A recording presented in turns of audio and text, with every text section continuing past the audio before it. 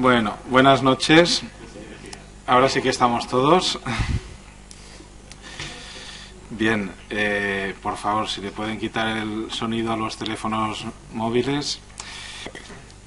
Bien, antes de nada, quería agradecer a la Fundación Caja Murcia, que patrocina estos eventos, y a Bodegas Morviedro, que es quien nos ofrece el vino que luego beberemos, y agradecer a Alianza Editorial, que ha publicado el libro que hoy presentamos, El rayo y la espada, y agradecer a Bernardo Subirón, que hoy está con nosotros, y sobre todo agradecerles a ustedes por venir esta tarde.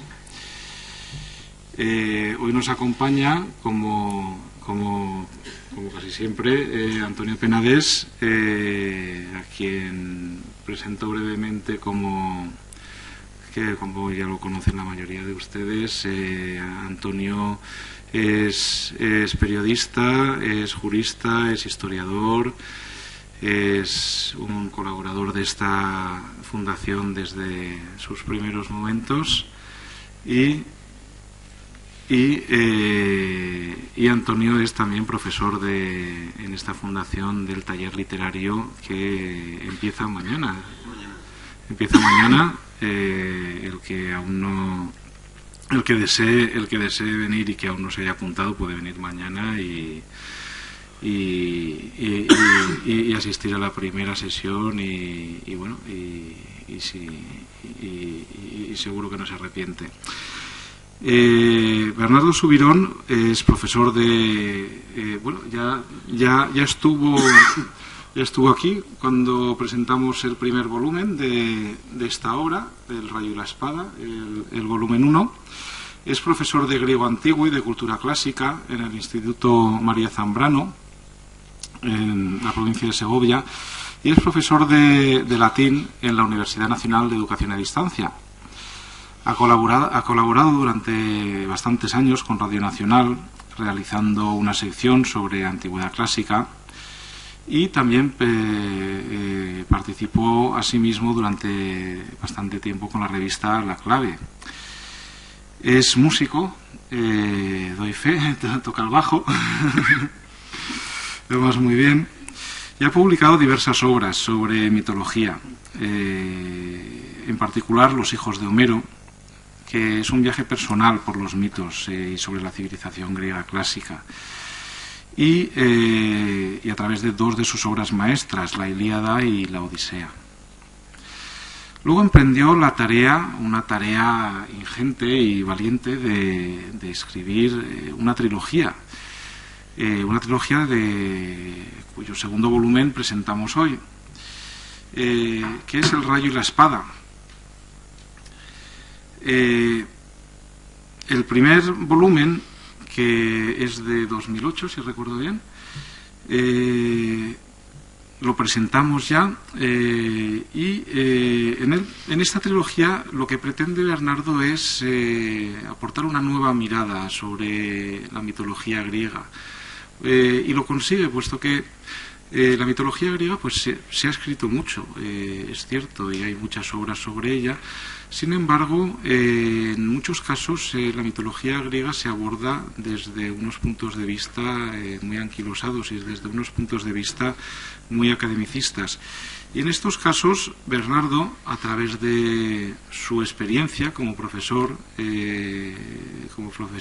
como conocedor de los textos clásicos, desde sus viajes y desde el conocimiento de la iconografía, de las piezas de los museos, etcétera, pues nos aporta una nueva mirada.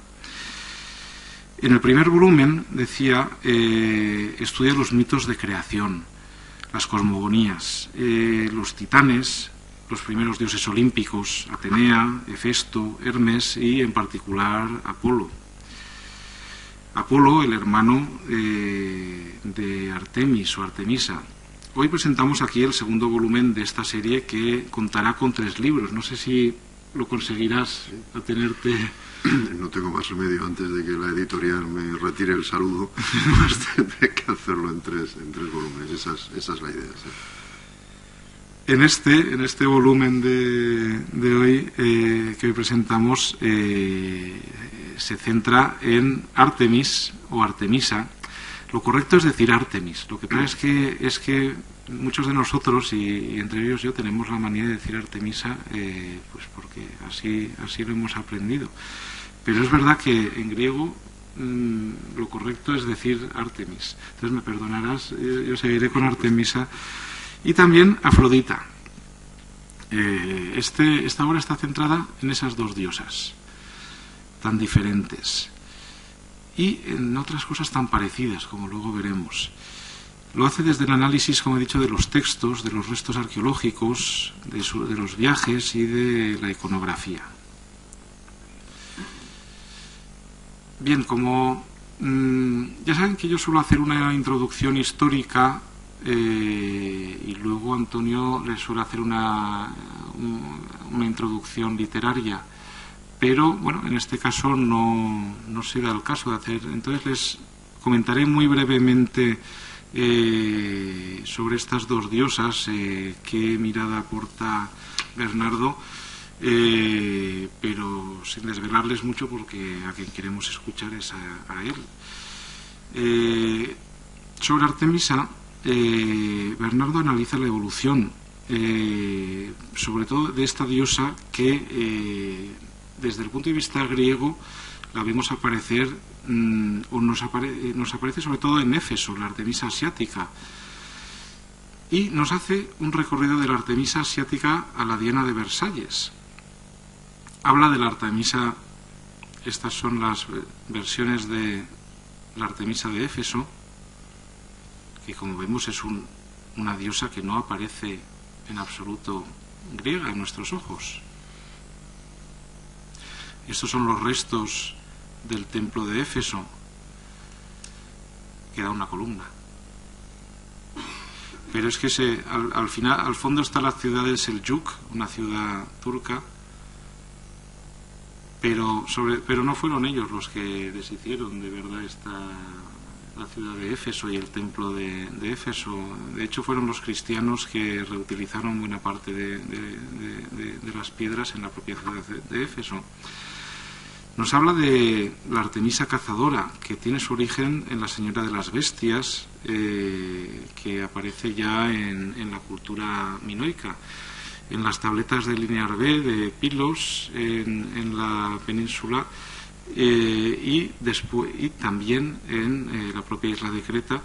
Y ahora hay un francés que también las ve aparecer en las tabletas de Linear A, que se ha traducido y que se acepta en el Congreso de Retimnón como protogriego, y ya vemos que aparece desde unos momentos muy arcaicos en la época para los griegos, como una diosa que domina las bestias.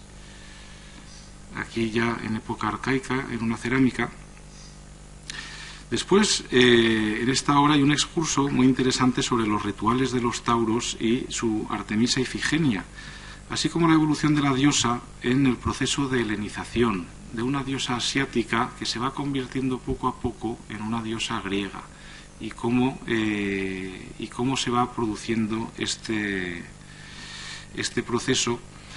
Y también nos habla el autor sobre el fuerte rasgo vengativo que tiene Artemisa. Es verdad que los dioses griegos van recibiendo un carácter muy antropomorfo, no solo en su forma, sino también en su carácter. Y muchas de las diosas y muchos de los dioses son vengativos, pero Artemisa lo es particularmente. Más adelante, Bernardo nos hablará nos habla en su obra de una cuestión muy polémica y muy compleja. ¿Cómo puede una diosa virgen ser la protectora del matrimonio y del parto? Parece una cuestión antagónica, y sin embargo para los griegos era así en época helenística, pero eso es consecuencia de un proceso. En efecto, una de las características más ancladas de Artemisa era su virginidad. Y veremos cómo fue ligada a otros aspectos claves de la mujer griega de la antigüedad. En cuanto a Afrodita, también es una diosa que, para llegar a esta Afrodita, o Venus de Milo, como la conocemos, ha sufrido un proceso desde las diosas asiáticas hasta la diosa griega y la Venus romana que conocemos. Se vuelve Bernardo entonces hasta esta diosa, no del amor, sino más bien de la experiencia amorosa en todas sus facetas. Inicialmente, en este libro trata sobre el nacimiento y origen de Afrodita, que es un origen tan particular, tan representado en el arte, un origen dual, puesto que Afrodita, o hay dos Afroditas o se habla de dos orígenes. Está la Afrodita celeste, que nace en Cítera o en Chipre, y está la Afrodita más popular, la Afrodita del amor de la pareja y la Afrodita del amor sexual. Y como otros dioses estudiados por Bernardo en su primer volumen, y también en el caso de Artemisa, esta diosa es el fruto de una evolución y también de un viaje de Asia, en este caso a Europa, y de una evolución de los hombres y de su religión, y algo que reflejaron en sus textos y que también analiza. Y es estudiando los textos más antiguos de los griegos cómo podemos comprender cuál fue esta evolución. Así, el autor nos introduce en un viaje particular, de un mito bastante particular, que es la evolución de la Ishtar, de la diosa Ishtar babilonia y mesopotámica, a la Afrodita helénica, con una de sus particularidades, los aspectos de la prostitución sagrada, que son muy controvertidos para algunos investigadores y sin embargo bastante evidentes. Y al igual que la diosa Artemisa, Afrodita, tanto Ishtar como Afrodita podían ser muy vengativas, y esto se podía deber a menudo al maltrato de los hombres, y en ello también se vuelca, aquí tenemos a Ishtar, se vuelca Bernardo en su obra. Los viajes de Bernardo han sido claves. Yo la verdad es que te envidio cada vez que veo en tu página web y los viajes que haces, pero también en su obra vemos el fruto de estos viajes y cómo permiten conocer mucho mejor estos aspectos de la vida de los antiguos griegos, porque a menudo el historiador de gabinete, el filólogo de despacho, el arqueólogo que no sale, no alcanza a comprender de manera acertada los aspectos de la vida de la antigüedad. Y Bernardo es una de las personas que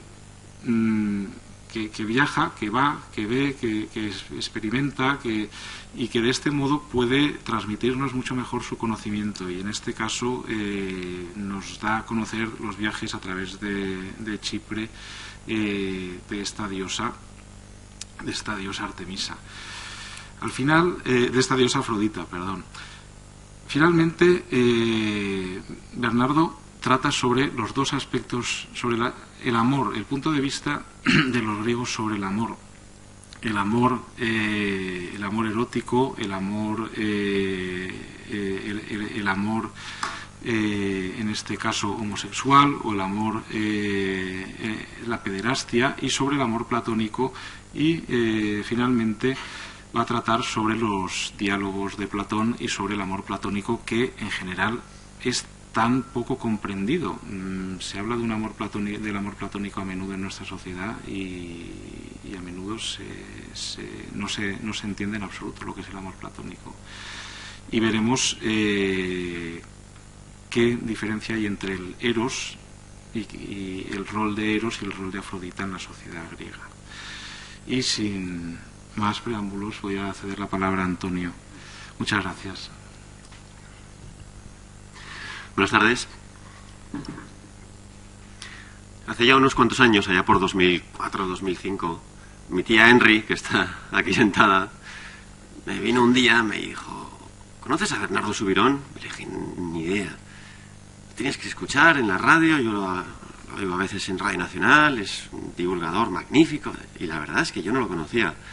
Y bueno, ya empecé, a raíz de ese comentario, empecé a aprovechar los desvelos nocturnos causados por los niños para aficionarme radiofónicamente a Bernardo. Esa fue la primera vez que lo conocí, y luego posteriormente en el curso de verano que organizamos desde la Fundación Ibeco, Alejandro y yo principalmente, en 2006, dirigido por Luis Alberto de Cuenca, que iba sobre el cine en la antigüedad, pues le propusimos a Luis Alberto invitar a Bernardo Subirón y dijo: encantado, vamos, una persona idónea para esto. Y efectivamente vino aquí Bernardo y pasamos unos días magníficos con él. Dio una magnífica conferencia titulada El pensamiento en imágenes, mito, cine y televisión. Y bueno, y a partir de entonces, pues ya nos hicimos amigos, porque bueno, vimos que compartíamos un montón de cosas. Aprovechamos ese verano para presentar Hijos de Homero en la Casa del Libro, porque no existía aún. No teníamos esta sala. No teníamos esto, pero bueno, tuvimos que hacerlo ahí en la Casa del Libro. Pero luego sí que cuando Bernardo publicó el primer volumen del Rayo y la Espada, pues ya teníamos este foro, este lugar, y lo presentamos aquí. También, al igual que Alejandro, yo me he asomado a escuchar el grupo musical de Bernardo, en Black Note en mi caso. Es espectacular cómo toca el bajo y cómo tocáis todos. Me quedé alucinado, la verdad. Y bueno, es una pena que aquella etapa radiofónica por ahora se haya evadido. Primero era La Noche Menos Pensada, luego De la Noche al Día, con Manolo H.H., y no sé por qué ese programa, el programa de Manolo H.H., fue sustituido por una catetada, la verdad. O sea, por un programa hecho para gente, para necios. Es decir, se ha pasado de un extremo, que era el tratamiento de la cultura y de la sociedad y de los temas interesantes, incluido por supuesto la arqueología, la mitología, la historia, la literatura, por a ver quién berrea mejor entre los oyentes. No sé cómo se ha llegado a esta situación. Si quiere Bernardo, luego sé que han luchado todo el grupo de oyentes, que era muy numeroso, han luchado por poder recuperar el programa de Manolo H.H. y por ahora no ha podido ser, pero en fin. Tanto en sus 3 libros, por ahora publicados, los 3 en alianza, lo que hace Bernardo es combinar de manera muy singular 2 géneros literarios junto con el ensayo divulgativo. Los 2 géneros literarios, y si luego me quiere corregir Bernardo, por supuesto, que serían el de relato y el de crónica de viajes. Es decir, la base está estructurada en un ensayo en base a sus reflexiones, a sus investigaciones, de carácter divulgativo, porque está escrito en un lenguaje llano, al alcance de cualquier persona que pueda leer el libro, al igual que sus programas radiofónicos estaban al alcance de cualquier oyente. Pero combinado estos ensayos, de repente corta e introduce relatos en los que recrea escenas mitológicas utilizando como materia prima su propia imaginación. Todo ello adornado por sus experiencias como viajero y bueno, pues todos aquellos relatos mitológicos o aquellas escenas históricas que guardan relación con un lugar del Mediterráneo donde él ha estado, pues por supuesto que de vez en cuando habla de anécdotas personales que enriquecen muchísimo el texto. En este caso, El Rayo y la Espada, como ha dicho Alejandro, se centra en Artemisa y en Afrodita. Casualmente, o no sé si tan casualmente, son dos diosas muy contrapuestas, tanto en cuanto Artemisa es una diosa de la virginidad muy radical además. Es una diosa vengativa, con mal genio, no es una diosa simpática y bueno, se reacciona muy mal cuando detecta que alguien de su entorno ha renunciado a la virginidad, en contraposición de Afrodita, que es la diosa del amor, de la sensualidad, de la sexualidad. Es la diosa más amable, es la diosa que en fin, que enamora a todos, incluido a los lectores de mitología de hoy en día. Por supuesto que en mi caso es mi diosa favorita. Esto de la mitología, a pesar de que si nos quedamos en un primer estrato puede parecer que son cuentos para niños, y también lo son, porque y lo tenemos muy probados, funcionan muy bien como cuentos para niños. Además, tiene todos los grados que uno le quiera o le pueda conceder, porque en cada mito siempre hay un sustrato histórico, siempre. Entonces es una actividad muy enriquecedora profundizar en cada uno de los mitos y ver de dónde viene, por qué se crea. Pero es que además de estos sustratos históricos es fácil adivinar cómo cada uno de los mitos y el conjunto de la mitología servía a la sociedad griega en cada una de sus etapas para fijar un código de conducta. Y no era un código casual, era un código muy, muy estudiado. Se estructuraba los dioses y la relación entre ellos y sus atributos, etcétera, tal y como se quería que fuera la sociedad. Y además, este era el sistema religioso de los griegos. Es decir, los griegos eran una sociedad profundamente religiosa. Y lo que para nosotros nos puede parecer, insisto, relatillos, ellos era el conjunto religioso, era su código religioso, eran lo que creían fervientemente además y respetaban. Todo ello además, y esto que acabo de decir es casi 100% aplicable a cada una de las sociedades o de las civilizaciones del pasado, en aquello en que se diferencia la mitología griega de casi todas las demás, es en la literatura que ha adornado todos estos mitos.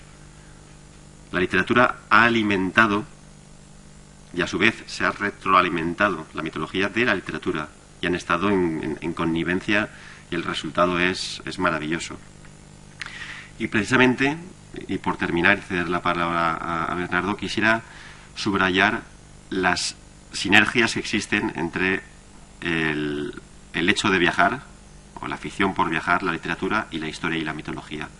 Son tres actividades maravillosas, cada una por sí, tanto viajar a lugares que deseamos, estructurar un viaje, organizarlo, realizarlo y luego reflexionar sobre él, como adentrarnos en la literatura, que tiene mucho que ver y tiene muchos paralelismos con el hecho de viajar, como el profundizar en la historia y en el mito. Si cada una de estas actividades uno aprende, como hace tan magníficamente Bernardo, a realizarlo en combinación con las otras dos actividades, las sinergias que se crean son poderosísimas. Y nada más, gracias Bernardo por venir aquí, que es tu casa, y nada, a ver si luego podemos hacer un debate. Muchas gracias a los dos y a la Fundación por mostrarse otra vez dispuestos, ¿no?, a que yo venga aquí a hablar de Afrodita y de Artemis, que son temas que parecen que están un poco lejos, ¿no?, de las preocupaciones del mundo de hoy. Pero efectivamente yo me propuse hace algún tiempo intentar escribir un libro o una trilogía sobre dioses y sobre héroes, porque, como se ha dicho aquí, la civilización griega es una civilización profundamente religiosa, aunque parezca así por encima que no.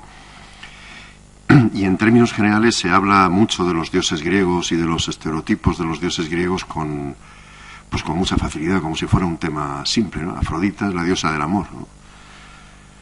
Artemis no se sabe muy bien de qué es, diosa de la caza o de la virginidad, o en fin, son estos tópicos que todo un proceso, ¿no?, de creación de las imágenes de los dioses van poco a poco estableciendo, ¿no? Como yo, por otra parte, también estoy convencido de que en algún momento dado, especialmente en la época anterior a la llegada de los primeros indoeuropeos a a Grecia. Las sociedades mediterráneas, y desde luego la cretense, era una sociedad pacífica, y en ese tipo de sociedades las mujeres, y probablemente sus diosas, ocupaban un papel muy importante. Pues sin darme cuenta me fui metiendo con Afrodita y con Artemis hasta el punto de dedicarle un libro entero a estas dos diosas, que son profundamente complejas, ¿no? Y profundamente complicadas. En el caso de Afrodita, es verdad que yo no conocía Chipre, no había estado en Chipre.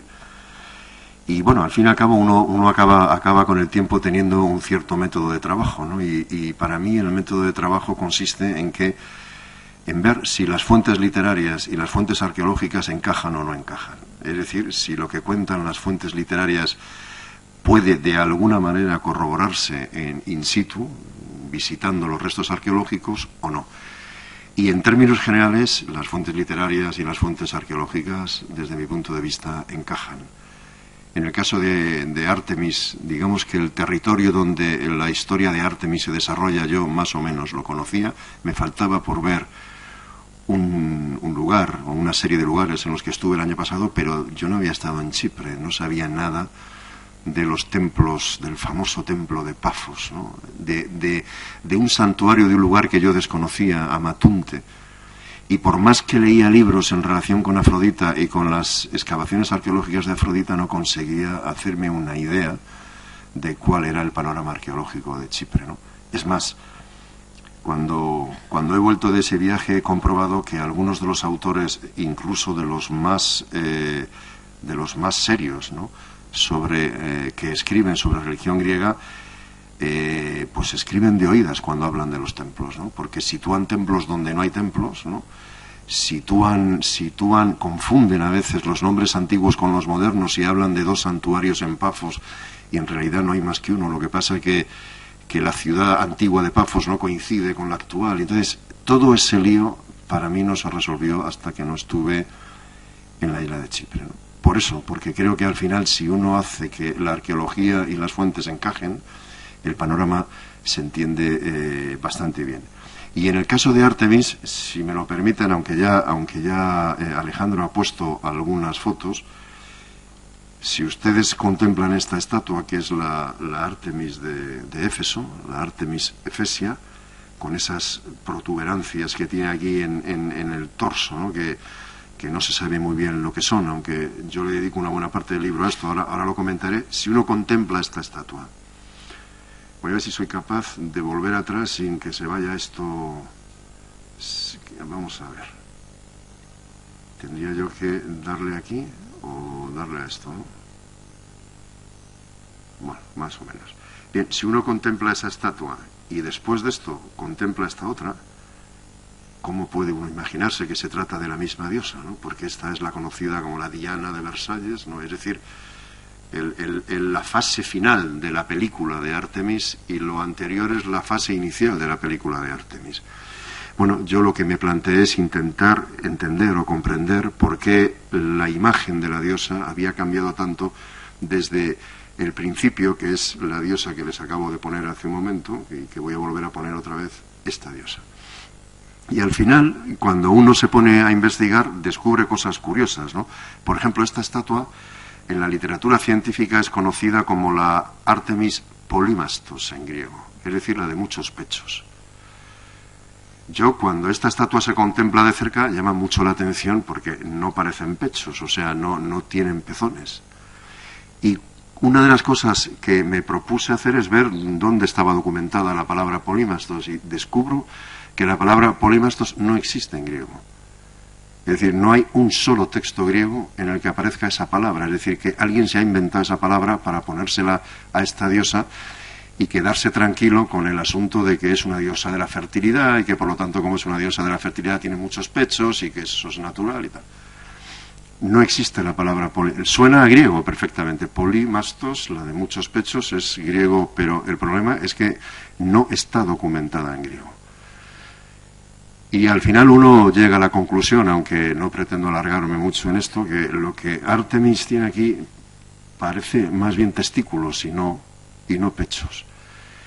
Y resulta que la ciudad de Éfeso es la ciudad donde se sincretiza la figura de la antigua gran madre asiática que nosotros conocemos como Cibeles, una diosa que fue identificada ya en época romana con Rea, es decir, la madre de los dioses olímpicos, junto con la madre con Crono, es decir, la mujer de Crono, la que tiene a Zeus y tal como hijos, pero cuyo culto estaba basado en una historia que empezaba con un sueño erótico de Zeus, ¿no? Zeus tiene un sueño erótico en el Olimpo, eyacula, el semen cae a la tierra, ¿no? Y de ese semen sale un ser llamado Agdistis, que es hermafrodita, es hombre y mujer a la vez.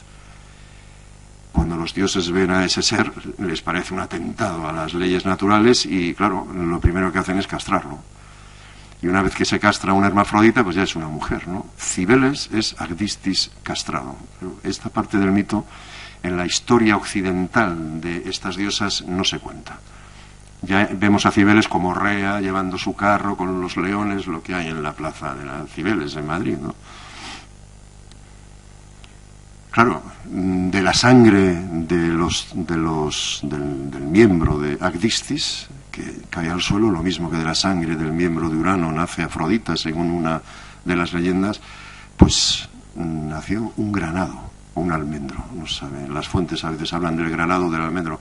No sé, y a mí me gusta imaginar que era un granado, no sé por qué, ¿no? Quizá porque es un árbol más exótico, ¿no?, para mí que el almendro. Y bueno, una ninfa coge una fruta de una de las granadas, se la lleva en su regazo, en su pecho, ¿no? Y ahí en el pecho de la ninfa, al calor, ¿no?, del cuerpo de la ninfa, nace otro ser, Atis. Y todo el rito de Cibeles, de la antigua Cibeles, Agdistis, todo el rito está basado en la historia de Agdistis y de Atis. Cibeles, ya convertida en mujer, se enamora perdidamente de Atis y llega a agobiar tanto al muchacho que el muchacho en una fiesta de estas orgiástica tan típica, ¿no?, de los dioses orientales, se castra. Es decir, el rito de Cibeles está basado en una castración, en un lugar como Asia en el que los eunucos abundaban. Los eunucos estaban en las cortes de los persas, etcétera. Así que muy probablemente claro, imagínense ustedes, este rito de castración servía a los griegos de alguna manera, o sea, una diosa de este tipo servía a los griegos de alguna manera. Evidentemente no. De hecho, Homero, que es el padre, ¿no?, de la mentalidad griega, no cita a Cibeles, no existe. Cibeles no existe para Homero, es vamos, absoluto silencio, ¿no?, sobre una diosa que después, probablemente no en época homérica, fue identificada con la madre de los dioses, con Rea. Este es el mundo que a mí me interesa, digamos, de la mitología griega, ¿no?, el mundo de intentar ver por qué una diosa evoluciona de esa manera. Y la historia de Artemis es la historia de su civilización. Si me permiten una pequeña anécdota más casi, otra de las cosas que llama la atención, lo citaba creo que Alejandro, es el término de Ifigenia. Ustedes saben que Ifigenia es la hija de Agamenón, que es sacrificada para que el viento entre en las velas de los barcos que quieren ir desde Áulide hasta Troya, ¿no? Y claro, a uno le dicen, no, pero cuando no Agamenón, sino Calcante, que es el adivino, va a matar a Ifigenia, entonces la diosa Artemis la saca del altar como Abraham, ¿no?, y cuando va a sacrificar a su hijo, y pone en su lugar una cierva. Y no pasa nada, o sea, se mata la cierva y tal, pero Artemis desaparece, y Ifigenia desaparece y es llevada a un lugar que algunos llaman Táuride, aunque es un término que tampoco sale nunca, pero al pueblo de los Tauros, que está en la actual península de Crimea, al norte del Mar Negro. Y allí se la mete en un templo donde el rito fundamental es sacrificar hombres, no personas, hombres, varones. Y Artemis se convierte en la sacerdotisa, por decirlo así, que no solo castra primero a los hombres, sino que luego los asesina. Esta diosa, insisto, ¿cómo podía servir a los griegos? Ifigenia, Ifigeneia en griego, que significa la nacida fuerte. Bueno, pues cuando uno va a Homero, resulta que cuando Homero habla de las hijas de Agamenón, no hay una Ifigenia, hay una Ifianasa, que es la nacida reina, no la nacida fuerte. Y hay todo un elaborado movimiento de los poetas trágicos, especialmente Eurípides, para inventarse un mito que hiciera que Artemis fuera presentable a los ojos de los griegos. Y el mito, ustedes lo conocen, ¿no? A la vez que, porque claro, al lado de Atenas, en la ciudad de Braurón, había sacrificios humanos. En época clásica hay sacrificios humanos, ¿no? Antes de la batalla de Salamina, en la nave de Temístocles se sacrifica a 3 persas, en pleno siglo V antes de Cristo. Claro, sí, hay sacrificios, siempre hay sacrificios en momentos un tanto decisivos, antes de la batalla, cuando uno le entra. Todos nosotros hemos rezado a dioses extraños cuando nos ha pasado algo, cuando íbamos a ver si aprobamos un examen o no. Yo he rezado, sin ser muy dado a rezar, cuando navegando me ha pillado un temporal, por cierto, cerca de estas costas, ¿no? Y es curioso cómo cuando uno ve que todo le rebasa, los dioses se aparecen, ¿no? ¿Habrá alguien que controle esto? ¿Algún dios con el que yo pueda hablar? Igual no existe, seguro que no existe, pero mientras hablo con él me tranquilizo. No estoy pensando todo el rato en cuántos nudos de viento hay, cuánto va aumentando. Bien, pues en el caso de Artemis, Eurípides, que es un poeta bastante innovador y además ustedes saben también que el teatro es la manera de educar fundamentalmente a los griegos. Los mitos se ven en escena, allí va la gente, lo ve, inventa una obra, ¿no? La Ifigenia entre los tauros, que cumple, como digo en el libro, un doble objetivo político, ¿no? Primero, los sacrificios humanos son allí, en los tauros, no en Braurón, al lado de Atenas. Y Orestes, el hijo de Agamenón, hermano de Electra, de Ifigenia, va allí a rescatar no solo a su hermana, sino la imagen de la diosa. Y se la lleva de los tauros hasta Atenas. Y allí le hacen un templo, le hacen una serie... Bueno, no solo un templo, hay un templo no solo en la ciudad de Braurón, sino en la propia Acrópolis de Atenas, un templo de la llamada Artemis Brauronia, ¿no? Y el nombre de Ifigenia, que es un atributo de Artemis, se asocia a la hermana de Orestes que está entre los tauros, porque allí a la Artemis de los tauros todo el mundo le llamaba Ifigenia, pero de repente Ifigenia ya no es la diosa, es la sacerdotisa que es rescatada y llevada a Grecia, de manera que el proceso de civilización de la diosa acaba, por decirlo a grandes rasgos, en la Diana de Versalles. Uno no puede dejar de pensar, esto es dejándose uno llevar un poco por los sentimientos, que Artemis se enfadara, ¿no? Que Artemis, de ser una diosa tan importante, ¿no?, en Asia, acabará siendo una diosa tan absolutamente secundaria, ¿no?, entre los griegos clásicos y los griegos helenísticos. Una diosa que se aleja voluntariamente de la polis, del lugar donde tiene lugar la verdadera historia de Grecia, que se va al monte, que vive aislada, ¿no?, como si fuera una especie de anacoreta, que siempre está pendiente, ¿no?, de que nadie la vea desnuda, y que sobre todo es virgen, es decir, es una mujer inútil desde el punto de vista de los griegos. Es una diosa inútil, las mujeres sirven para tener hijos. Ese es su papel en este tipo de sociedades. Quiero decir, yo no pienso esto, quiero decir que esto es lo que se lo digo porque son tiempos complejos cuando uno habla de estas cosas, ¿no? Le pueden acusar de cosas raras, ¿no? Pero quiero decir, el papel de una mujer es tener hijos. En la medida en que no puede tener hijos, puede ser repudiada, puede ser abandonada, no existe, como no existe una diosa del tipo de Artemis. Así que yo creo que es natural que Artemis esté resentida de alguna manera con ese nuevo papel que se le asigna y que reaccione con violencia, ¿no?, cuando se siente agredida de una manera o de otra. Hay un pasaje que no sé si voy a encontrar, porque me he dejado el guión que tenía de las páginas del libro, me lo he dejado en el hotel, pero bueno, da igual. Si ustedes recuerdan el párrafo casi final de la obra Hipólito de Eurípides, cuando Hipólito, que es un servidor de Artemis, que prácticamente ha muerto por Artemis, está a punto de morir, destrozado por sus propios caballos, ¿no?, la diosa por la que él ha vivido siempre, le mira, lo contempla y le dice con palabras mucho más duras de las que yo voy a decir, porque no recuerdo la cita literal, le dice, bueno, y ya te dejo, no es propio de un dios o de una diosa preocuparse del estertor de un mortal. Es de una crueldad verdaderamente impresionante, ¿no? Una diosa como Artemis. ¿Está ahí? Sí. Bueno, Alejandro lo ha encontrado. Lo que le dice a Hipólito es: adiós, pues para mí no es lo adecuado contemplar cadáveres, ni ensuciar mis ojos con agonizantes estertores. Y veo que tú estás ya muy cerca de la muerte. Y se va. Esto es lo que le dice Artemis a alguien que ha muerto por ella, prácticamente, ¿no? Es decir, es una diosa verdaderamente cruel. La aparición de Artemis en Homero, que es, por decirlo así, la aparición estelar, ¿no?, en la literatura griega, es absolutamente lamentable, ¿no?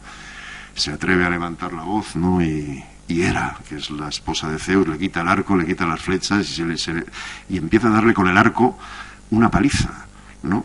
Porque simplemente se ha atrevido a levantar la voz, es decir, tú, a lo tuyo, vete al monte, aíslate, eres una diosa insignificante, ¿no?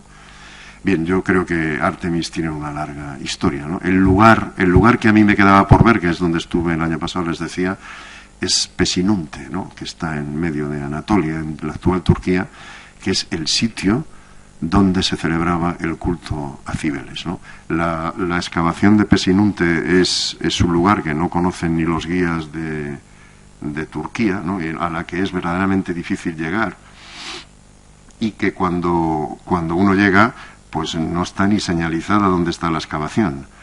Uno se mueve por un pueblo donde preguntas arqueología, la excavación, y los lugareños no saben ni siquiera dónde está el templo, ¿no? El templo, el complejo de la excavación de Pesinunte. Bueno, luego si tengo un momento ya lo buscaré, porque me he dejado todo el guión allí, no quiero perder el tiempo. Bien, en todo caso, y por pasar a la otra diosa, Afrodita. Qué diosa tan complicada, Afrodita, ¿no? Uno parte siempre en el estudio de Afrodita y dice, la diosa del amor. Y me pasa lo mismo que con Artemis, ¿no? Dice, la diosa del amor en una sociedad en la que el amor homosexual, al menos entre hombres especialmente, es claramente superior al amor heterosexual. Esto parece una cosa extraña. Estudiar el amor en Grecia es complicado. Afortunadamente tenemos el primer ensayo literario sobre el amor, que es El banquete de Platón, ¿no? Una obra absolutamente maravillosa, ¿no?, para cualquiera que quiera aclararse un poco en relación con esto. Y cuando se habla del amor en el banquete no se habla de Afrodita, se habla de Eros. Se habla de Eros, este dios que naturalmente la literatura también ha empequeñecido, lo mismo que Afrodita. Antes decía Alejandro, hay dos Afroditas. Hay una muy antigua, la Afrodita que nace de los órganos genitales de Urano, cuando Crono los cercena, ¿no?, y caen al mar, y la corriente lo lleva hacia oriente, varan como una especie de barco, ¿no?, en la costa de Chipre, en un lugar que hoy conocen como Petra Turrumiu, y de allí, de la espuma de esos órganos, nace Afrodita. Esa es una Afrodita. Tiene un inconveniente esa Afrodita para la sociedad posterior, y es que nace sin varón. No sin varón, nace de los testículos de un varón, pero no hay intervención de mujer alguna. Solo por eso esa Afrodita es llamada Urania, la celeste. Y luego hay otra Afrodita, que es la que se inventa Homero, ¿no? Homero no quiere saber gran cosa de esta diosa antigua, más antigua que los dioses olímpicos, Se inventa una especie de genealogía, ¿no? Ella es hija de Zeus y Dione, ¿no?, como tantas otras diosas, digamos, secundarias, que son hijas de Zeus y de alguna otra, bueno, en este caso de Dione, que es una diosa, ¿no? Y esta es la Pandemo, la que Platón llama Pandemo, es decir, la Afrodita popular, la que patrocina la relación heterosexual. Esa relación, digamos, secundaria en un sentido peyorativo, que se da sobre todo con las prostitutas, los hombres con las prostitutas, en la que se producen los adulterios, una relación amorosa muy de segunda fila, ¿no? Bien, ¿cómo puede una diosa como Afrodita estar detrás de la sensación del sentimiento amoroso? Para los griegos, la antigua Istar mesopotámica, que es realmente el origen de Afrodita, y esto es lo que uno ve clarísimamente en Chipre, ¿no? Como Istar se convierte en Astarte, ¿no? En ciudades como Citio, ¿no? En la actual Larnaca, o como en Pafos o como en Amatunte, y cómo la Astarte pasa a ser Afrodita, sobre todo a partir de la guerra entre los persas y los griegos. Allí en Pafos, muy cerca de Pafos, en un sitio en el que tampoco va casi nadie, espero que esto esté aquí sin necesidad, sí, en un lugar que llaman la colina de Markelos, ¿no? Allí tuvo lugar un asedio, el ataque de los persas contra los ciudadanos de Pafos, y se conserva la rampa de acceso que construyeron los persas para atacar la ciudad, y los pasadizos que los griegos construyeron para poder entrar y salir del recinto de las murallas, atacar y volver. Esta foto que les voy a enseñar es uno de esos pasadizos. Y esto que cuelga aquí, que parece un trozo de hierro, es una serpiente. Es la piel de una serpiente absolutamente entera, ¿no? O sea, bueno, esto en este lugar probablemente se produjo el hecho decisivo, y es que Astarte fue identificada definitivamente con los persas, puesto que los fenicios combatían con ellos, y ahí se produce el momento en que Astarte se convierte en Afrodita. Y después en Venus, porque claro, la dinastía Julia de los romanos desciende de Venus, según, en fin, la Eneida, y por lo tanto el culto fue protegido desde la época de Istar hasta la época de Venus de una manera absolutamente ininterrumpida.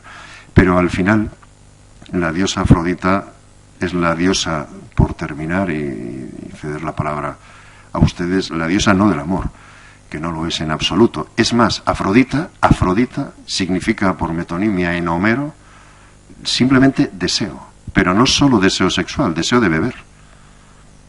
El Eros, la palabra Eros, puesto que es un dios, Eros es un dios prácticamente inexistente en Homero, Eros significa literalmente eso, deseo más o menos incontrolable. Eros es lo que le entra a uno cuando tiene sed, pues bebe. O Eros es lo que le entra a uno cuando tiene hambre. Esto es lo que entiende Homero que es Eros. Y desde luego Afrodita, si la entrada en la literatura griega de Ártemis es una entrada verdaderamente, en fin, ejemplar, ¿no? La de Afrodita no les voy a contar, a todos les sonará el famoso episodio, ¿no? En el que Atenea le dice a Diomedes, el griego, el caudillo, ¿no? Aqueo, tú ataca a todo el mundo, pero no ataques a los dioses, salvo a Afrodita. Si está Afrodita, atácala. Es una diosa. Y Diomedes ataca a Afrodita, la llega a herir en una mano, y Afrodita, que abandona a su hijo, abandona a Eneas, porque ve la herida y sale corriendo y le dice a Zeus, me han pegado, como una niña pequeña, ¿no? Y Zeus le dice, tú preocúpate de las bodas, ¿no? Que ya se preocupan de la guerra Atenea y Ares, que nunca de guerra se cansa, dice, ¿no? O sea, le da a Afrodita, tú las bodas, eso es todo, ¿no? Pero ni siquiera eso al final. Afrodita es la diosa del placer físico entre hombre y mujer. O sea, una vez más, una diosa secundaria para los griegos. Nosotros luego vemos la estatua de la Venus o Afrodita de Cnido y tal, pero eso, insisto, es el final de la película, como lo de Diana de Versalles. Afrodita está detrás del placer físico de un hombre con una prostituta, o de un hombre con una prostituta, pero no con una prostituta sagrada, porque esto, de lo que antes Alejandro hablaba y se ha escrito mucho, desde luego las mujeres dedicadas a la diosa Istar, desde luego no eran prostitutas. Si se entiende por prostituta una mujer que cobra, digamos, por vender placer, ¿no? Esto es más, el término que los griegos utilizan jamás tiene que ver con prostituta. Y mira que los griegos tienen términos, distinguen las prostitutas de una calle, las de una taberna, las del puerto, o sea, hay 70 nombres, entre otros porné, de donde viene pornografía y todo esto, ¿no? El término es hieroduloi, esclavas sagradas, o sea, monjas. Pero monjas que ofrecen lo que ofrece una monja de Afrodita, si se me permite la expresión, o sea, el rito, el misterio permanente, ¿no? Del placer y de la renovación de la vida, etcétera, especialmente en primavera, ¿no? y son motivo de alegría. No sé si en Corinto, donde estaba el templo más famoso, quitando el de Pafos de Afrodita en Grecia, y donde allí se instalaron un montón de prostitutas caras al abrigo de ese templo, pero claro, eso ya es una época posterior, es una época en la que probablemente la sociedad patriarcal ha prostituido, ahí sí que con todas las de la ley, los antiguos ritos, ¿no?, de la Istar mesopotámica o incluso de la Astarte fenicia. Y en torno a ese templo, pues claro, nace ese famoso dicho que decían los romanos, que decía, traducido del latín, no es posible a todos navigare Corinthum, o sea, navegar a Corinto, ¿no? Porque claro, para llegar a Corinto hay que tener dinero. Por tanto, no cualquiera puede navegar hacia Corinto, porque en cuanto que te bajes del barco hay que empezar a pagar. Todo esto por el famoso templo. ¿Ve? Esta es la visión masculina del asunto. Esta es la visión masculina del asunto, no la visión, desde luego, femenina, ni probablemente la visión de los templos de la antigua Istar. Para terminar, si me lo permiten, sí voy a leer un párrafo, un pequeño párrafo relacionado con Istar. Tengo aquí anotado el famoso episodio este de Diomedes, ¿no? Pero, no sé, Alejandro, si me echas una mano con la cita de Gilgamesh, voy a ver si soy capaz de verlo inmediatamente, porque no voy a tardar gran cosa. Bueno, voy a terminar con Gilgamesh, que es la visión que probablemente tienen de este tipo de mujeres los habitantes de la antigua Mesopotamia, ¿no? Gilgamesh, ya saben que es el relato más antiguo que conocemos, el más antiguo del mundo. 1000 años anterior a la Ilíada, en el mejor de los casos, 1000 años anterior a la Ilíada. Y si algo es Gilgamesh, aparte de la historia de un viaje, como la Odisea, y de la historia de la búsqueda de la inmortalidad, cosa que no es la Odisea, Gilgamesh está obsesionado por ser inmortal, Ulises no. Ulises tiene la posibilidad de ser inmortal y la rechaza, ¿no? Cuando Calipso le dice, si te quedas conmigo, te haré inmortal, ¿no? Y él dice, prefiero a la muy discreta Penélope, dice, a tu lado, pero se va con ella y se tira al mar. En esto es radical la diferencia entre Gilgamesh, el rey de Uruk, ¿no?, de la ciudad mesopotámica. Pero ustedes saben que este Gilgamesh es como Aquiles, es un tipo que aventaja tanto a los demás que pierde la noción de que es un ser humano, ¿no? Y sus súbditos ya se sienten tan oprimidos que le piden a los dioses que construyan, vamos, digo que construyan porque lo hacen, lo moldea de barro y de agua, un igual a Gilgamesh para que lo contenga. Y los dioses le hacen caso, ¿no? Y Anu construye, moldea del barro un igual a Gilgamesh, al que llaman Enkidu. Y Enkidu llega a la tierra como un animal salvaje, una especie de gigante que vive con las gacelas, vive con los animales, bebe agua de las charcas. Y es feliz. Es la felicidad de este ser, digamos, salvaje, hasta que un día un trampero, el que está poniendo trampas, lo ve allí bebiendo y se pega un susto impresionante y sale corriendo a decirle a su padre, he visto un ser extraño. Y su padre le dice, vete a ver al rey Gilgamesh, que él te dirá lo que hay que hacer. Y él se va a ver al rey, y el rey le dice, es un ser extraño, es un gigante, vete al templo de Istar, pregunta por una sacerdotisa, digo sacerdotisa por decir algo para entendernos, llamada Samhat, vete con ella y ella sabrá lo que hay que hacer. O sea, la civilización de un hombre salvaje se produce por la intervención de una mujer que está al servicio de Istar. Y si me permiten que lea el párrafo en el que Enkidu ve a Samsat,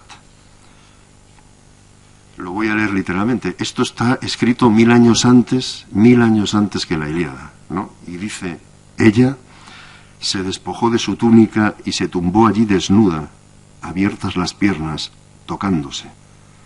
La vio Enkidu y se acercó cautelosamente. Olisqueó el aire. Contempló su cuerpo, se acercó. Samsat le tocó el muslo, tocó su pene e introdujo a Enkidu dentro de ella. Empleó sus artes amatorias, se apoderó de su aliento con sus besos, no se reprimió en absoluto y le enseñó lo que es una mujer. Durante 7 días permaneció erecto Enkidu, ¿no?, y yació con ella, hasta que estuvo saciado. Al cabo se levantó y caminó hacia la charca para reunirse con sus animales. Pero las gacelas lo vieron y se dispersaron. El venado y el antílope se alejaron brincando. Trató de alcanzarlos, pero su cuerpo estaba exhausto. Su fuerza vital se había agotado. Temblaban sus rodillas y ya no podía correr como un animal, tal como había hecho hasta entonces. Regresó hacia donde estaba Samhat y en tanto caminaba, supo que su mente había crecido. Supo cosas que los animales no pueden saber. O sea, se convierte en un ser humano. O sea, sabe cosas que los animales ya no pueden saber. O sea, y de repente descubre la infelicidad.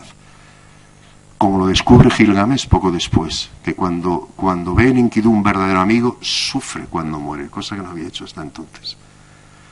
Yo creo que este es el sentido real que tenían estas mujeres. Cuando la gente se acercaba a las ciudades mesopotámicas, cuando se acercaban a Uruk, la gente, cuando veía a las sacerdotisas sentadas al lado de los templos, se regocijaban. Daba gusto verlas, dice Gilgamesh, ¿no? Porque eran absolutamente maravillosas desde todos los puntos de vista, ¿no? Y insisto, digo lo que dice Gilgamesh. Yo, por supuesto, no he visto jamás una sacerdotisa de Ishtar.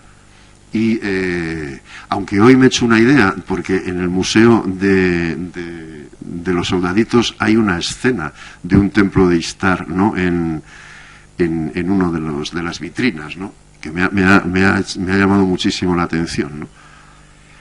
Bien, pues esta diosa, de la que no quiero hablar más, porque además del amor es diosa de la guerra, el amor, la guerra, se convirtió efectivamente en el descanso del guerrero, ¿no? Es Afrodita la que espera a los guerreros después de la batalla, y ese es el papel de una mujer o de una esclava, ya no tan sagrada, sino de una esclava literalmente, que es probablemente en lo que se habían convertido las mujeres del templo de Corinto, y esto por algunos textos, especialmente de Píndaro y tal, es fácilmente deducible.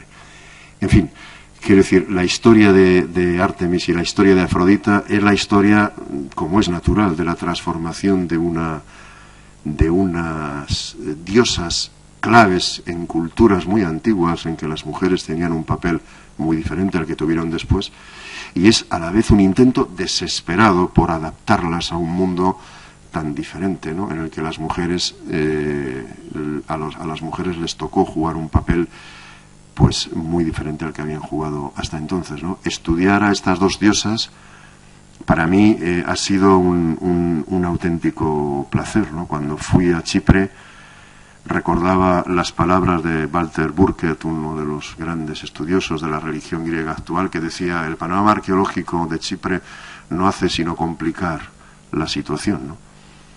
Hoy creo, y que Burkert me perdone, que no sé si Burkert ha pisado Chipre, pero lo dudo, ¿no? Porque en algunos de sus libros habla de un santuario secundario de Afrodita en Kuklia, que es como se llama hoy la antigua Pafos. O sea, es una confusión verdaderamente curiosa, una confusión que a mí me costó un día resolver, porque claro, buscaba el santuario secundario, porque para mí la palabra de Burkert era por la palabra de Burkert, y está el santuario secundario, no había manera de encontrarlo. Sin embargo, sí encontramos el de Amatunte, que está encima de una colina, y al que además llegué con mi hijo, que le entró el complejo de arqueólogo, y hasta que no encontramos la Acrópolis y el templo de Amatunte encima del mar. El templo de Amatunte es como yo me había imaginado el de Pafos. El de Pafos me decepcionó realmente, porque aparte que es que no queda nada, más que algunos muros micénicos, poco más. Pero para acabar ya definitivamente, el lugar fundamental en el viaje de Afrodita desde Asia hasta Europa es la ciudad de Encomia actual, que está en la parte turca de Chipre, la parte norte, el antiguo reino de Alasia, donde, para que vean cómo está la cosa, el antiguo reino de Alasia, la gran excavación de Encomi, donde apareció el dios de los cuernos que está sobre, el dios sobre la piel de buey, que es fundamental para contar toda esta historia que os estoy contando, hoy día es prácticamente un cementerio de piedras, ¿no? Yo realmente no puedo entender cómo las autoridades turcas pueden tener así. Es imposible andar sin pisar los muros, sin pincharse el antiguo reino de Alasia que conocemos con toda la correspondencia de Talamarna, en fin. La clave para entender, una de las claves, el asunto de los pueblos del mar, el ataque de los pueblos del mar a esta zona, la entrada de los micénicos, la boda sagrada entre el dios toro, que es en el fondo lo que es Zeus, ¿no? El toro que muge en el cielo cuando hay tormenta y cuando cae el agua, que es esa especie de semen del cielo que hace que brote la vegetación, ¿no?, de la tierra, el dios tormenta. Todo eso realmente es terrible, ¿no?, ver cómo los terremotos acabaron con Encomi, desde luego, ¿no? Pero el terremoto actual, como digo en el libro, es el olvido, ¿no?, más absoluto, ¿no? En fin, aunque solo sea por ver todas estas cosas, fijaros por curiosidad, al lado de Encomi, en la Salamina, todavía están los esqueletos de los caballos que excavaron los griegos antes de la ocupación turca.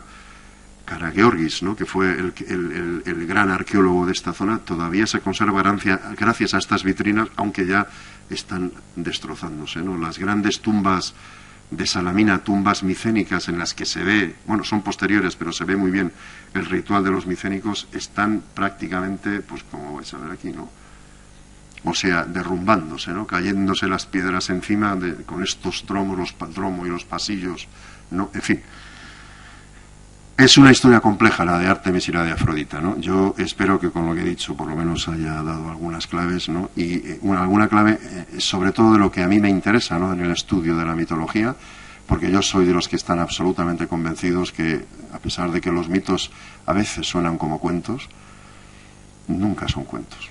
No son Caperucita Roja. Eso no es un mito, eso es un cuento.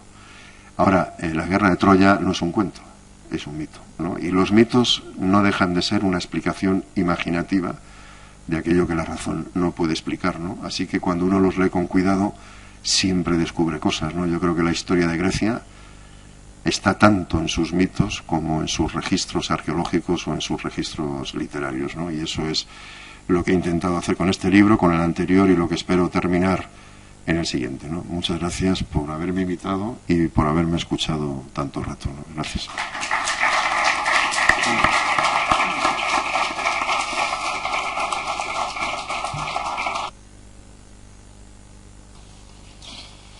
Muchas gracias, Bernardo.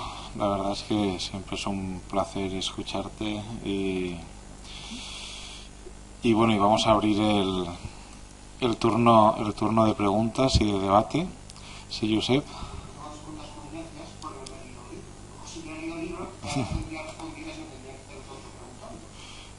Una es Artemisa. Artemisa, que parece ser una diosa oriental y limitada. ¿Cómo podemos compatibilizar eso con el hecho de que en las tablillas micénicas aparezca una Artemite que se asume que es Artemis? Que curiosamente no aparece con Apolo, sino que aparece con Timán, que se supone que es Artemis. Aquí tenemos un especialista hoy entre el público, ¿no? En el silabario minoico lineal B, la aparición de Artemis es dudosa. En cualquier caso, quiero decir, en el siglo XII a.C., Artemis es la Potnia Cerón, la diosa de los animales, como la llama Homero.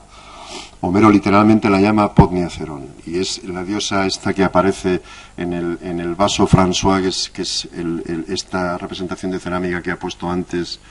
Yo creo que la tengo por ahí en algún lugar, pero es que no me atrevo a hacerlo, porque como no tengo el guión de las fotos, pues me puedo pegar 2 minutos ahí buscándola, ¿no? Es la fase, pero fijaros, un segundo, no apagues un segundito, porque esto sí que la tengo aquí seguro.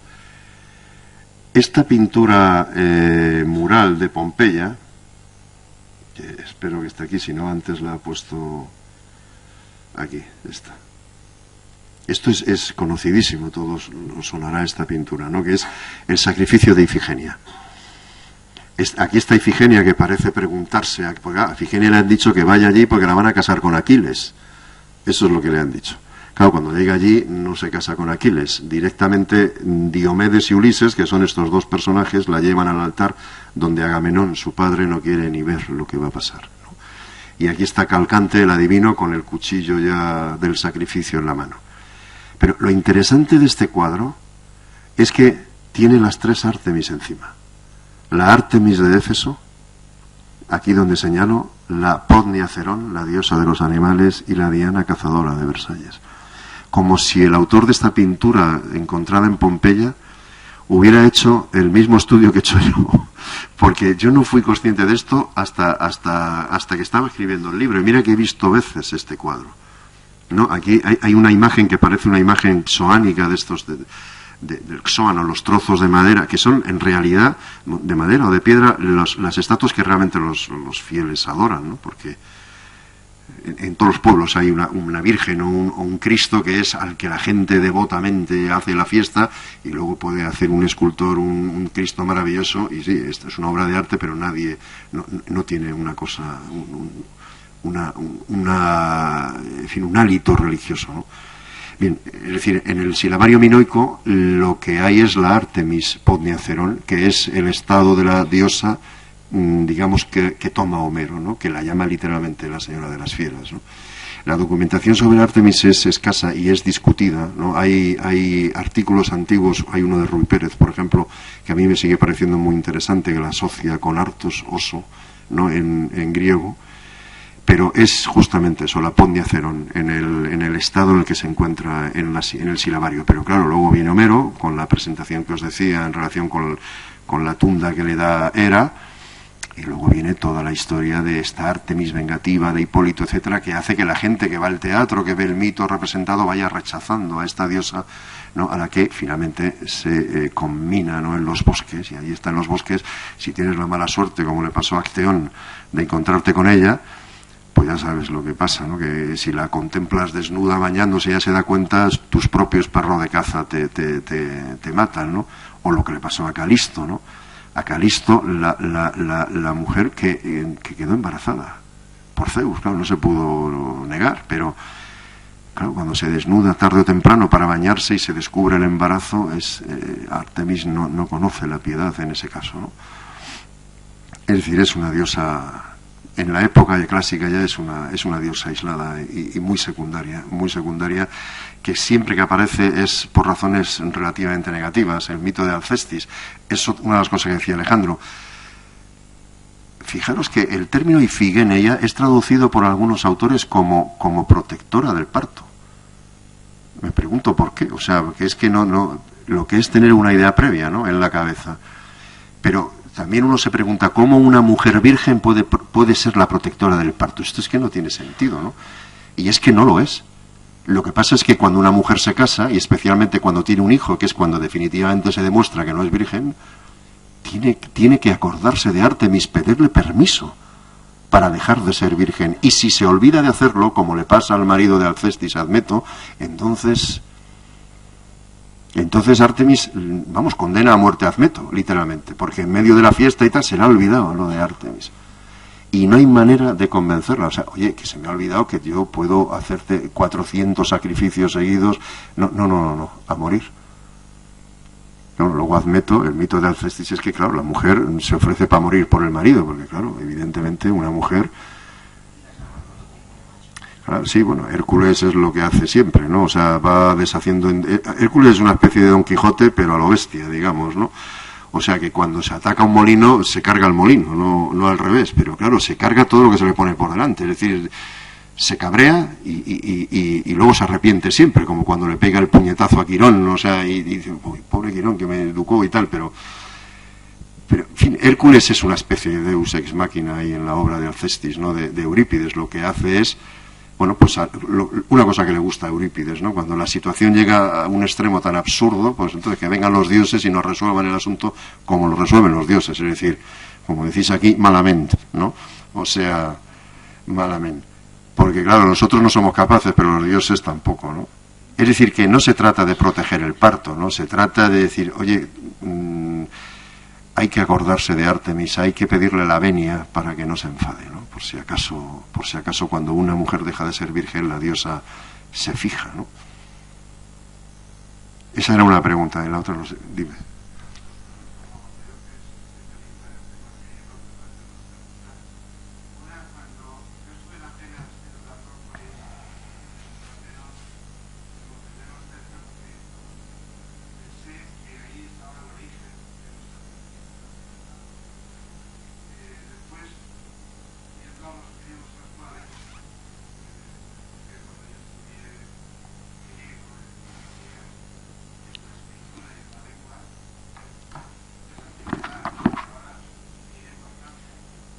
muchísimo.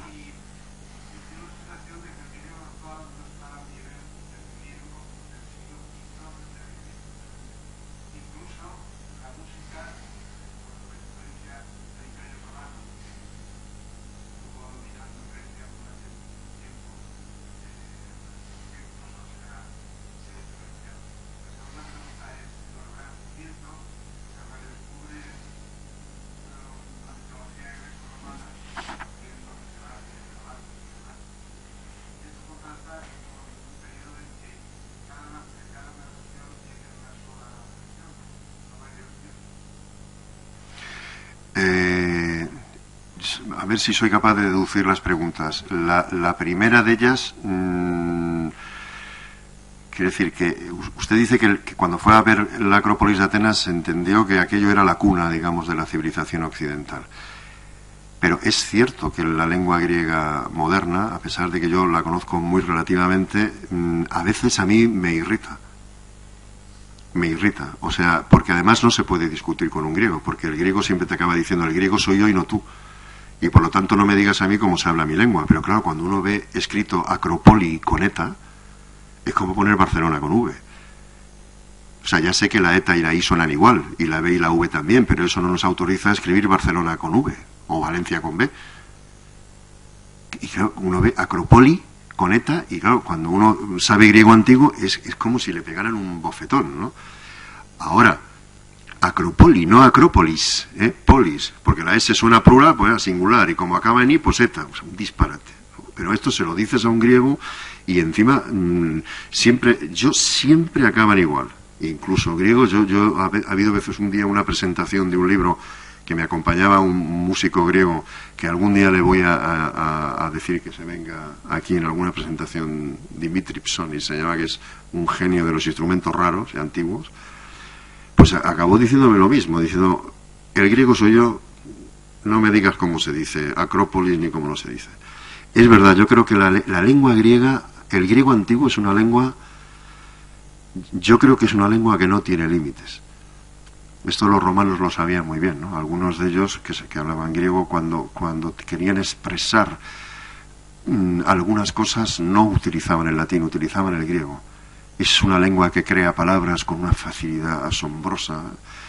Es una lengua que no tiene límites desde mi punto de vista, que es capaz de matizar hasta extremos que ni siquiera son, pensables en español, que puede invertir 5 veces la realidad simplemente con procedimientos morfológicos automáticos, ¿no?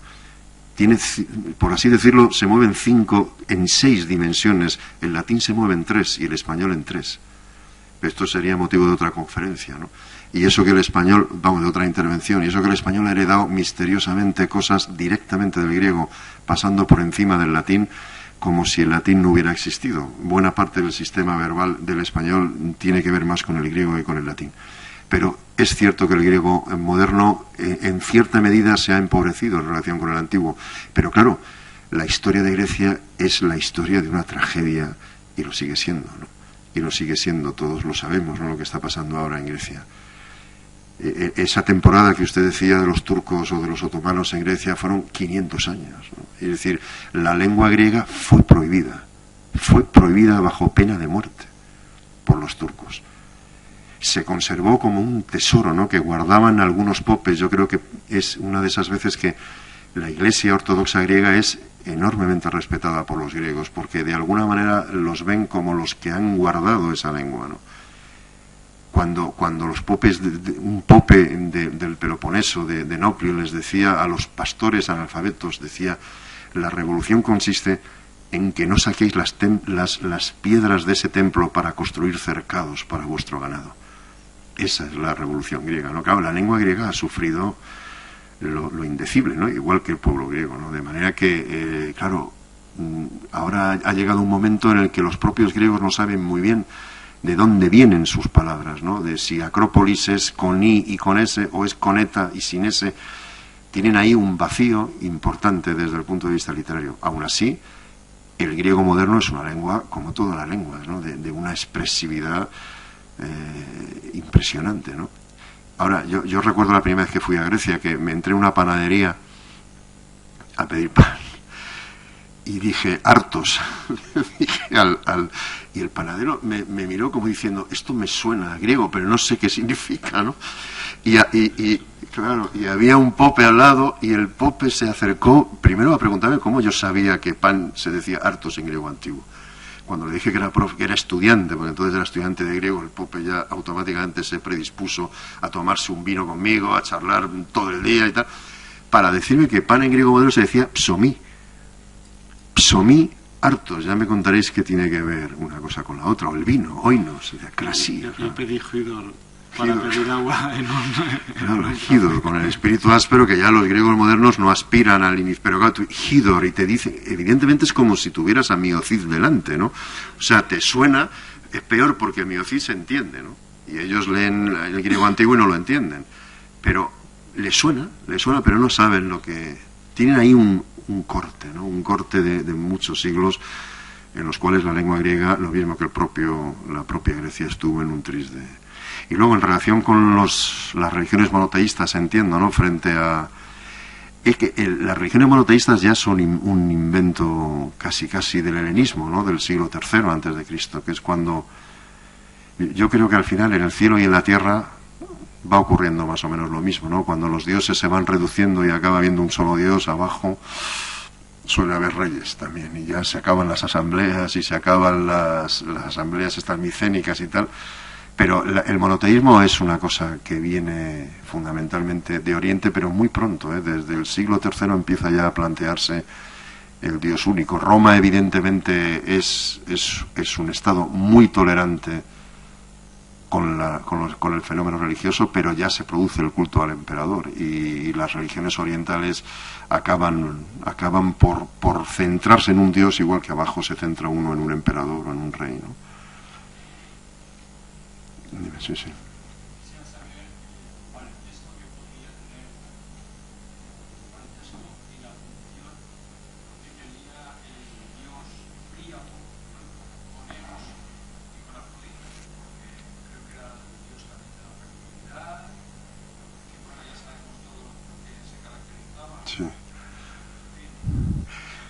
Sí, es en la medida en que Eros tiene más que ver con el sentimiento amoroso, y Platón habla de muchos tipos de érotes, o sea, el eros pedagógico, la relación, digamos, indefendible hoy día, pederástica, entre un maestro y un discípulo, ¿no?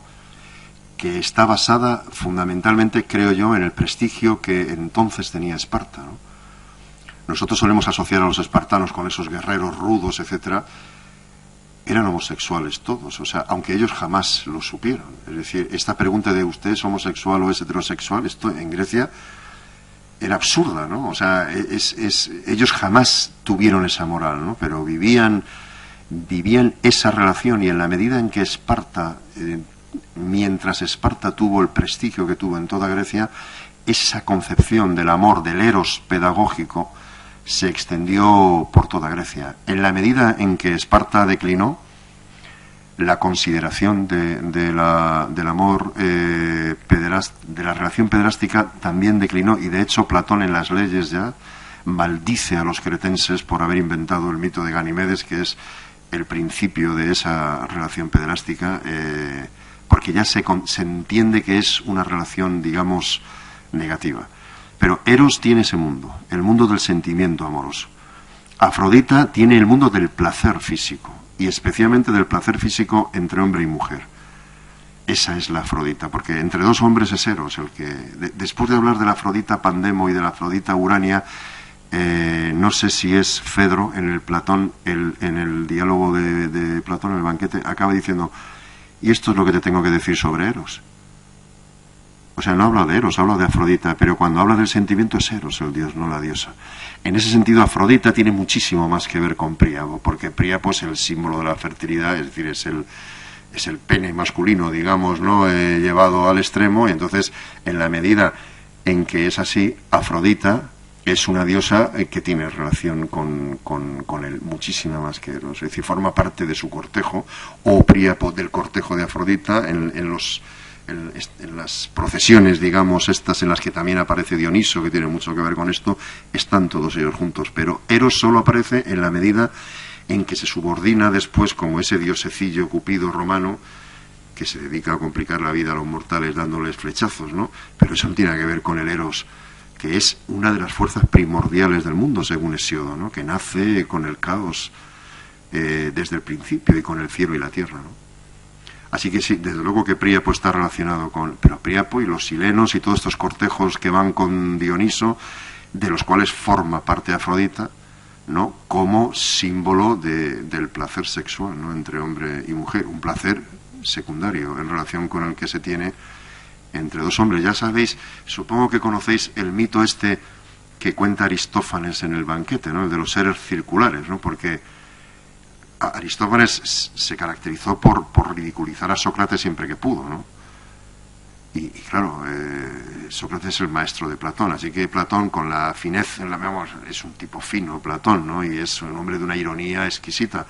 Cuando le toca hablar a Aristófanes le da un ataque de tos, porque se ha comido demasiado, entonces empieza a toser y le entra el hipo, ¿no?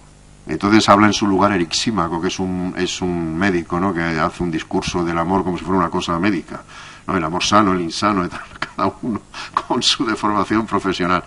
Pero finalmente cuando Aristófanes rompe a hablar, hace un relato que es, en griego, es bellísimo.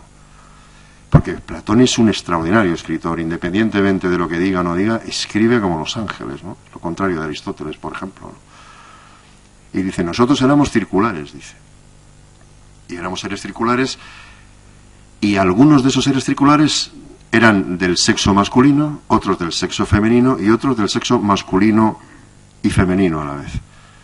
Y éramos tan poderosos que en un momento dado incluso nos planteamos no sacrificar a los dioses, etcétera, ¿no? Claro, Zeus dijo, esto hay que resolverlo. ¿Cómo?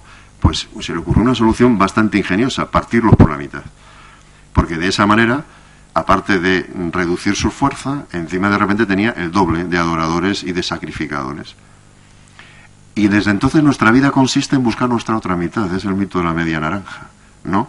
En buscar nuestra otra mitad. Entonces, aquellos que participaban de los dos géneros, el femenino y el masculino, si quedaron reducidos a la parte masculina, buscan a una mujer, a otra mitad del género femenino. Esos son los adúlteros, los proxenetas, o sea, lo peor de lo peor.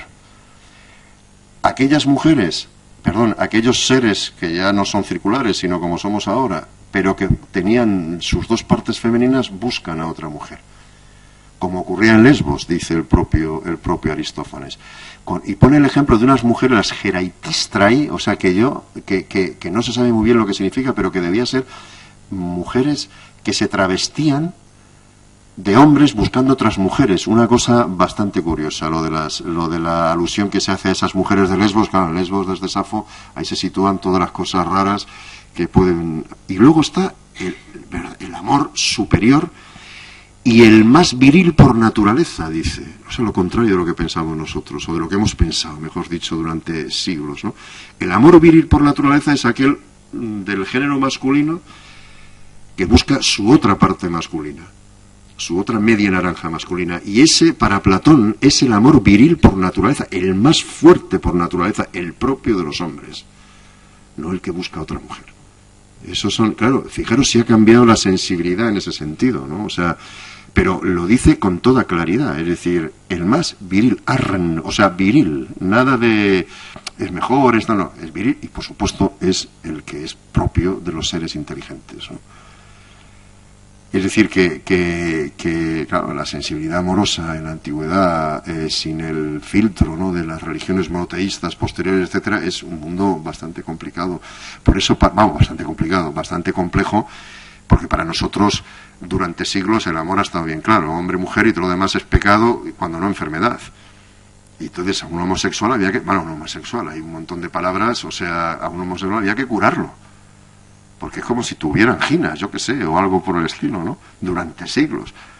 Pero esto está tan lejos, ¿no?, de la sensibilidad de un individuo como Platón, pues tan lejos como la luna de nosotros o más, ¿no?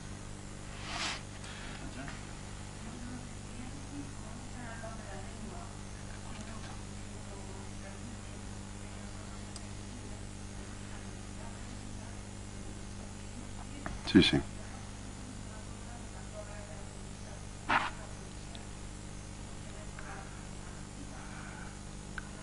Sí, sí, los afroasiáticos, como decía un alumno mío. Estos son productos afroasiáticos, decía el hermano. Sí, sí.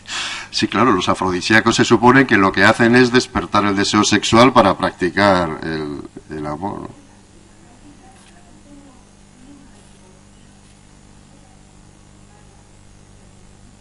Sí, sí. Sí, sí, sí. Sin duda. Sí. Es que es lo que decía antes, el griego crea palabras.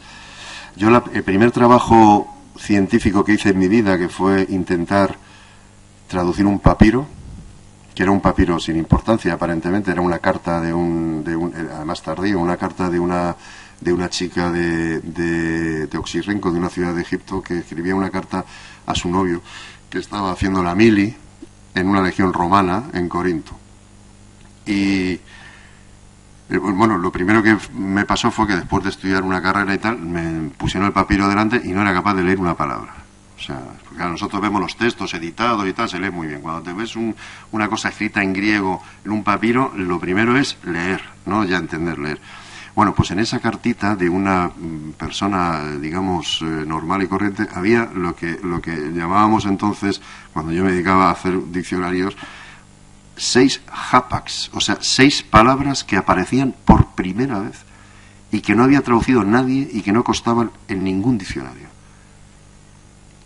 Una persona que no era un literato ni era una persona común que escribe una carta y en esa carta pone 6 palabras que solo ha escrito ella, que sepamos. 6 neologismos, diríamos en español. Esto que nosotros en español siempre decimos, eso es un palabro, con esa manía que tenemos con el español de que cualquier palabra que no esté en el diccionario de la lengua es rechazable, ¿no?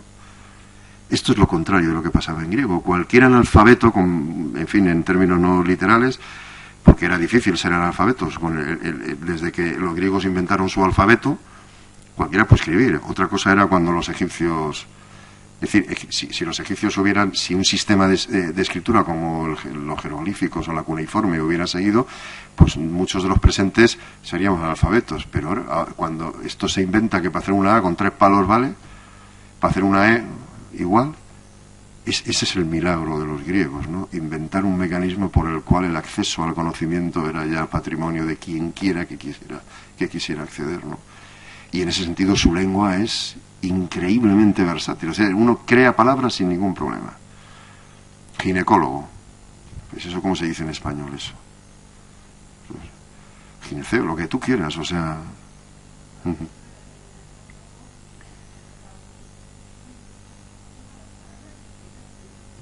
Sí, sí, sí. No tiene problemas el griego con eso. Ninguno. Bueno, desgraciadamente, dada la hora, aunque hemos empezado más tarde, tenemos que dejarlo aquí. Les voy a anunciar las próximas actividades y vamos a bajar a beber un vino y el autor y Bernardo estará encantado de firmarles su libro. Les recuerdo que mañana empieza el taller de Antonio, la 7ª edición del taller de escritura de novela. Mañana a las 6 de la tarde, de 6 a 8. El 7 de febrero, la semana que viene, no, la otra, empieza mi curso sobre Alejandro Magno. Y luego, el 1 de febrero, tenemos la conferencia de Fernando Boán Montenegro sobre la batalla de Eylau. Y el 15 de febrero, la conferencia sobre España frente a Napoleón, la guerra del francés, de Alejandro Morte. Muchas gracias y buenas noches.